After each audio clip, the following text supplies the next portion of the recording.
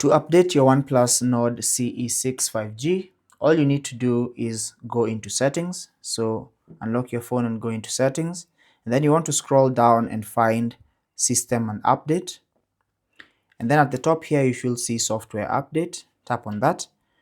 And as you can see, this is the current OS version or the current software that I'm using.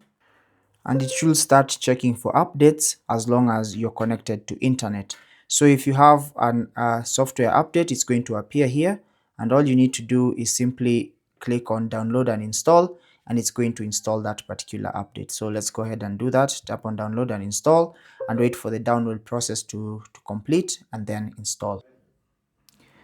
So as you can see, it's downloading. Once the download is complete, it should prompt you to install that particular update.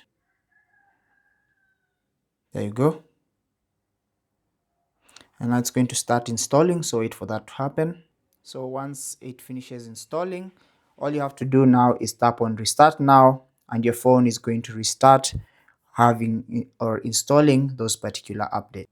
So wait for your phone to restart normally and install those updates fully. Once your phone restarts, enter your PIN, password or pattern as usual.